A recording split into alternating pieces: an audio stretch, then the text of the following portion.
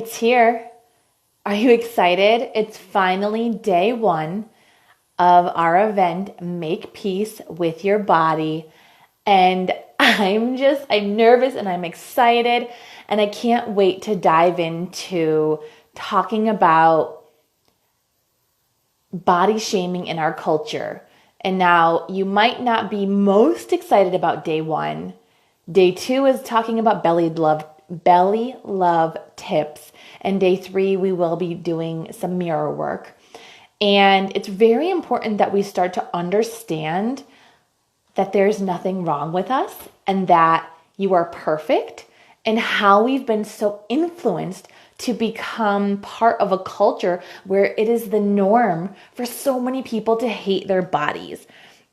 So I'm going to share this. So what I would love for you to do is, I'm not the best multitasker in the world. I'm going to share this and I want you to say hello. Please introduce yourself. Where are you tuning in from? And I'm going to take a few breaths and I'm going to share this out. So give me 20 seconds.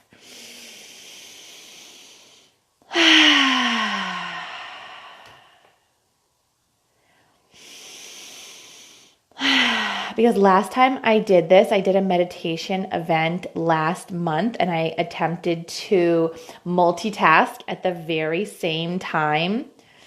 And I tried to talk and multitask. Yeah, it didn't go well. I cannot see your comments. Please say hello. I would be very disappointed, Facebook, if I do not see comments this entire event. So I see Kathy. I saw your face. Let's see here. Make peace. Make peace. I'm sharing this out. Thank you for your patience. I'm very worried I'm not going to see any. Oh, yes. Thank you, Kathy. I can see it. I can see it. I can see it. Thank you, Kathy. I adore you. Now, not to be confused with my past events, we are not doing meditation today, although I will try to sneak some in. Oh, hi, Brenda and Stacia. I'm so happy that you're here. All right, I'm just sharing. Okay, that's all I wanted to do. Thank you for your patience. Here's what I want you to do. I'm going to introduce myself. I'm going to tell you a little bit more about how I got to become a body positive mentor, and then we're going to start to talk about body shaming in our culture. So please, I ask you, I show up live often, but I get nervous. So the best thing for you to do to help me to be able to deliver this very important information is to comment along, whether you're watching live or whether you're watching the replay. So please do me that favor, will you? It would mean so much to me. My name is Heather Nieves. I am a body positive mentor. I guide women on a journey to self-acceptance through meditation and movement to embrace their bodies and show up authentic AF in their businesses. Now, making peace with your body, it doesn't happen overnight. And I'm going to tell you the truth. This was not on my dream board when I was a child. I'm going to grow up, although I did take a psychology class, so I suppose it's all relevant. Let me tell you I was called to do this work. I worked with a network marketing company. I've worked with many, probably more than I'm willing to admit. And, I grew up, my parents divorced. My father left when I was about 5 or 6 years old. My mom, she's a heavier woman. And Mom, if you're watching, you know that I speak openly about this. It's okay that we're fat. Fat is not a bad word. Fat is just a descriptive word. And we can take our power back in saying the word fat. But my mom was an emotional eater. She went through a divorce. She was in recovery. My father was very verbally abusive to my brother, who was 11 years older than I am. And I just remember growing up being very insecure. Very insecure. I cried a lot. And I judged myself for being the emotional friend, for crying in school, having to go to call counseling. And, mourning my parents' divorce, and, my mom and I sitting and finishing three entire rows of Oreos was not uncommon for us. And now, while my mother and I have a very new relationship with food, and now I'm able to give back to my mom all the healing that I've done for myself, there was a very unhealthy relationship with food, and I'm sure it was passed down to my mother from her mother, my grandma. And so, I know there was a really pivotal moment in my childhood when I was in middle school and I was confirmed to be the fat girl. Now, I have a woman that follows me from high school, and she said to me, well, you weren't fat. You were great. You were fine. But here's the thing: is fat is a feeling. Anorexic women feel fat if they're a size 0. So fat is a feeling. Insecurities well up. And so I don't want to discredit you if you say, I feel fat. If you feel fat and insecure and you have this self-hatred building up and it's affecting your life, then I honor you and I understand you. And so I remember buying my first pair of wide leg jeans with my best friend at the time. We were in middle school, and I had to buy, I think, a size 7, and she was too small to fit in a size 0. And so for me, that confirmed that I was the fat girl. And it was just a memory that my soul is holding on to. And I've done a lot of healing on that area of my life. And so, growing up, I struggled with relationships with men, that has to do with my parents divorcing, but also my insecurities. And, Rebecca, you're not alone. I had a beautiful conversation with Leslie Powers today where she's very thin and she gets shamed all the time for it. So while I relate to the fat community, I've been a size 6 and I've been a size 18 and I've been everything in between, even pre-baby. So, fast forward, I've been with my husband for 13 years. We currently live in Southern California. We've been here for 2 years. We moved from Connecticut, where I lived for 15 years, but I graduated high school. I grew up in upstate New York, and I moved away with my father's family, but I was a rebellious teenager and was on my own quickly. However, I had a lot of insecurities, and it got to a point in our marriage where I was disgusted with myself and I didn't want my husband to touch me at night. The man that I agreed to marry, the one who was comfortable seeing me naked and wanted to be intimate with me. And so, I lost the weight, I gained the weight. I lost the weight, I gained the weight. And, when we had our son, I had to get my body back, right? I had to get my body back, and I was with a network marketing company at the time, and I was doing amazing. I was bringing in money to the family. People were looking up to me, and I had this surface level of confidence, but I had this secret, and the secret was keeping me sick. And a woman actually wanted to, 2 years ago, hire me as her life coach, and I couldn't say yes, because I still had healing to do, because I was secretly binge eating at night where my husband didn't know. And I certainly didn't want the women that I was coaching at the time to buy products and workouts. So I decided to heal my relationship with food. And that's when meditation came into my life. And it absolutely changed how I saw myself. Completely. I started understanding my emotional triggers, and I shifted into body positivity. I got rid of the diets. In my highest paying month with this network marketing company, I quit so that I could launch this business. That's why I was called to this, because once I started to heal my relationship with food, embrace my body, and educate myself on the culture that we live in, where it is the norm for us to gather together and shame ourselves, not just in the mom community, but because I'm a mom of a 3.5-year-old. And if you're a mom, please let me know, comment below, #momlife. And if you're not a mom, that's okay. I work with specifically women. But it was really the best thing that ever happened to me, was to move across the country, really to start look at the way that I was doing my business, and knew I still had these secrets that I had to work on. And binge eating and comfort food was part of my upbringing. However, keeping secrets from your significant other that you're committed to was really something that was keeping me sick. And so I had a woman, I called her my energy healer, and she introduced me to a whole new way of looking at my life. And, I came out of the spiritual closet. We left a religion, and it was the best thing that ever happened to me. And I really knew that I had to pass this on. I had to pass this on, becoming a body positive mentor. I continued to work with more mentors, do more coaching programs. But in the coaching programs, when I wanted to build my business, I ended up working on myself even more, on my relationship. I became a better mother. I became a better wife. My husband and I were more intimate. I started to embrace my body. Sometimes I gain weight. Sometimes I lose weight. But whatever it was, I was okay with it. So please keep this conversation going, and I want to dive in. I take a lot of inspiration, and I will absolutely give credit to Megan Crabb. I know it's backwards, but Body Positive Power. I'm going to share a lot of information from this book with you this evening.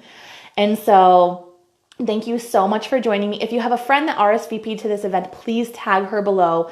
This is a new thing for me to continually show up on my business page live. So please gift her that by tagging her. And let's just talk about the body shaming in our culture today, because we are living in a world where we are obsessed with our bodies. Or rather, we are obsessed with everything that's wrong with our bodies. And if you can relate to this, give me the hands up emoji. And for what? We are in pursuit of, what are we in pursuit of when we do those things? Because we hope that it's something good, right? Because of those things, the things that we're doing in pursuit of this ideal body, they're not fun, she references people on a cabbage soup diet. I had a friend that I used to go to church with that did the cabbage soup diet, and it sounded miserable, and we're willingly inflicting discomfort and pain on our bodies for what, right?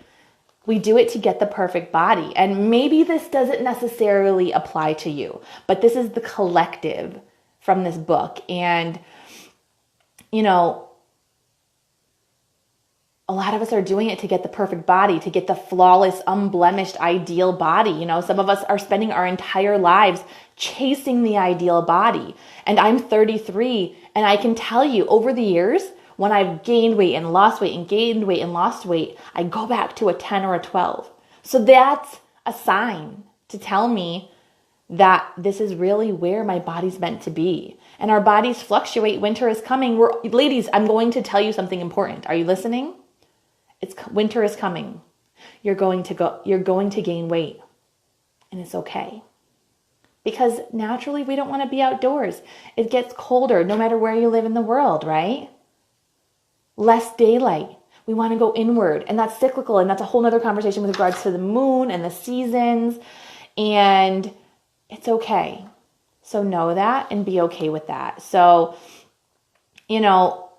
we're told that chasing this perfect body will finally make us happy, but I posted a quote recently by Coco Chanel where beauty happens when we decide that we are beautiful. So yes, thank you, Elham. I'm so happy to have you on tonight, my love. So, we picture a body that will run, we picture that body while we run desperately on a treadmill. We feel our knees tremble. Just one more mile, right? Pain is required, right? This is what we've been influenced to understand. We imagine that body when we say no yet again to our favorite dessert. It'll go straight to your thighs, right? Please, just 2 more pounds this week. I've worked so hard. We starve, we sweat, we cry, we stand over the scale to fall to pieces at our naked reflection. And we vow better to be next week, right? So everywhere we go, we carry our feelings of not being good enough. They weigh on everything that we do. And that's why I'm so passionate about this work. I can't wear that at my size. Oh, I'm not hungry. I ate earlier, I swear. They would never be interested. Just look at me. Or I'll do it once I've lost the weight. Have you ever said this before? I'll wear that, or I'll do that once I've lost the weight. So our entire lives, we get tied up in the chains of the ideal body only to be unlocked once we've earned it, right? Perfection is what we're all seeking here. So how did we get here? How did we get to this place where it's 100% normal to hate our bodies? Every person I've known has disliked some part of her appearance or all of it. Even men are increasingly being told that their value lies on their muscles and that looking anything less than the cover of a fitness magazine isn't good enough. So hating your body is the new normal. And that's why I'm here today, because that's not okay. So most of us know, many of you might even know someone that's had an eating disorder, someone who's had cosmetic surgery, someone who's lost and gained the same 20 pounds over and over again. So we're always to something compared to the ideal body. And please just hang on with me because there's going to be something so beautiful at the end of this. So let me know that you're still with me below by giving me your favorite emoji. So our societal self-hatred is spreading like wildfire. Slowly but surely, we're all being set aflame in the pursuit of perfection. So, you see it every day. There's advertisements for easy, fast, lose 10 pounds in 10 days, right? In the supermarkets, you walk down the aisles. It says guilt-free, reduced fat, sugar-free, zero carbs, made of nothing but water and air and food products. And when you try to unwind with your favorite film or TV show, you've got a cast on TV filled with nothing but thin, white, beautiful, young, abled bodies. You might not even notice, but you learn from it and you're influenced by it. Hi, Jackie. I see you, and Kathy and Elham. So here's the thing. I told you the story about my first pair of wide leg jeans, and maybe you remember the first time that you felt like you were fat. I mean, girls are feeling that way at 5 years old, 7 years old. There's studies in this book talking about,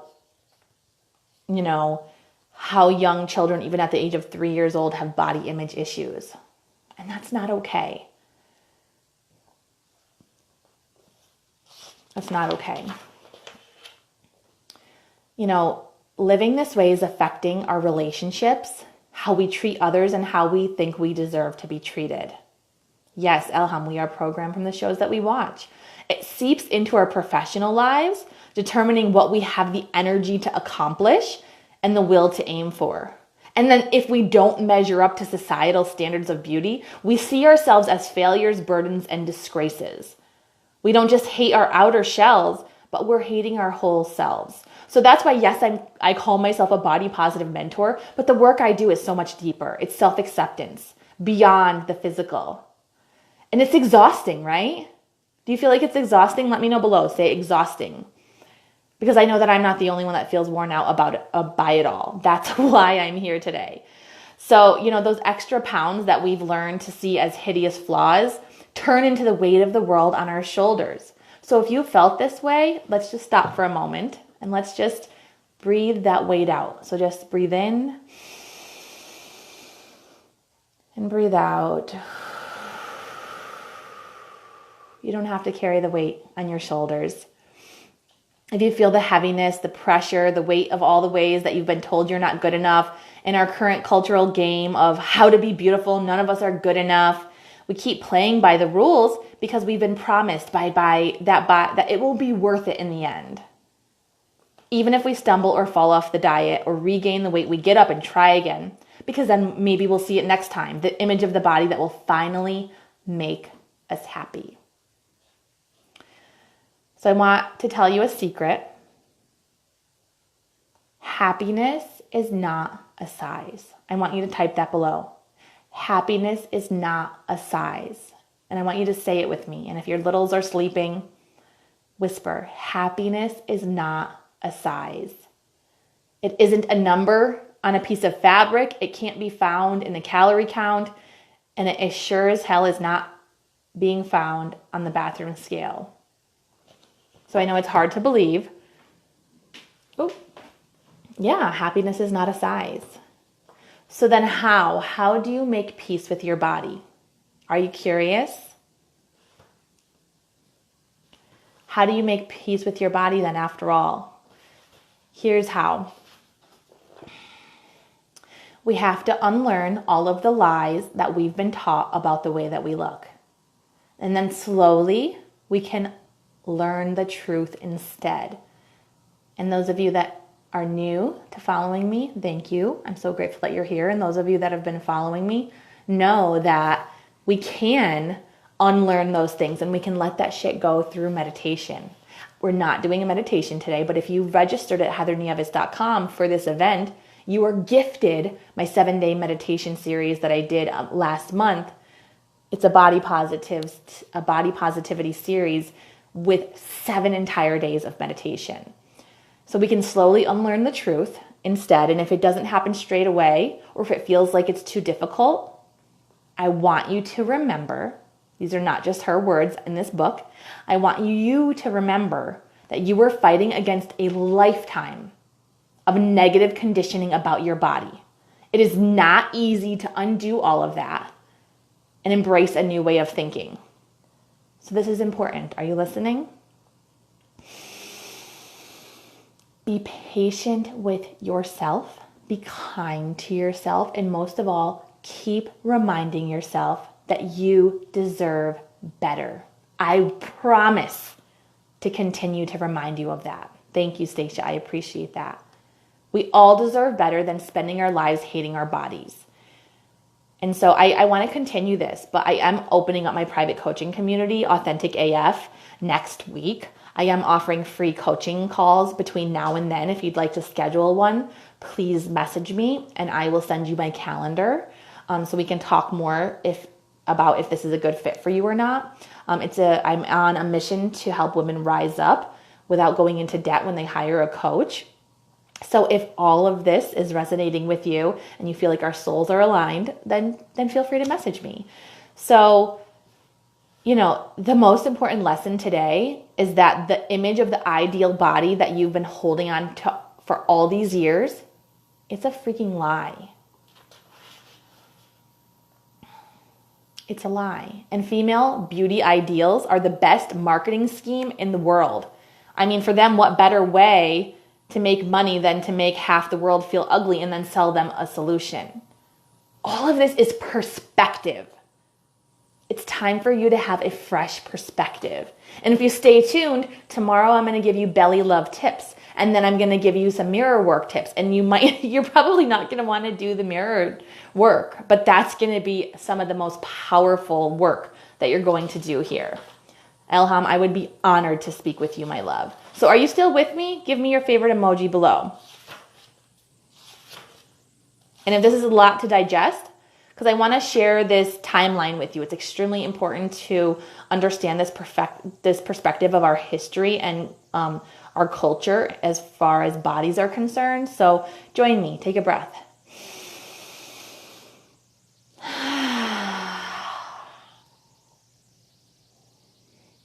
So in the 1910s, the Gibson girl, forgive me, I don't know who the Gibson girl is, but her body was slender and athletic.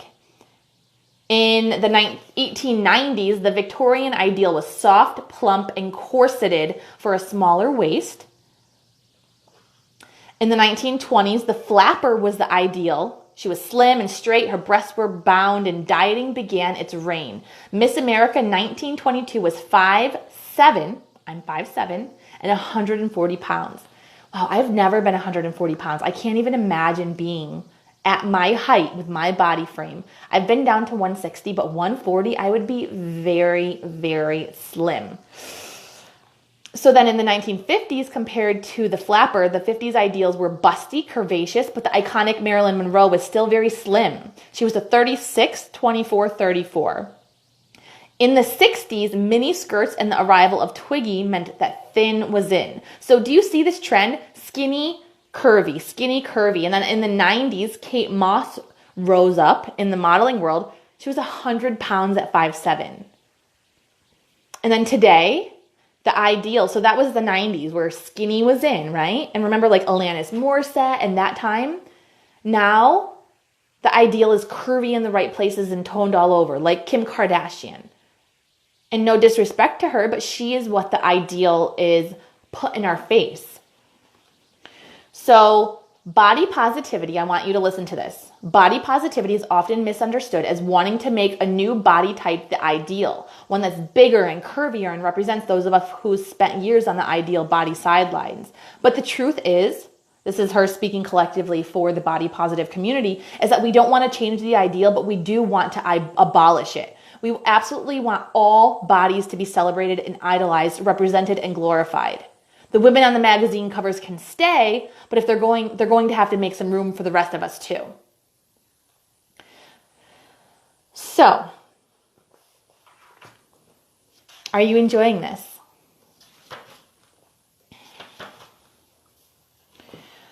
So this is something very important that I want you to listen to.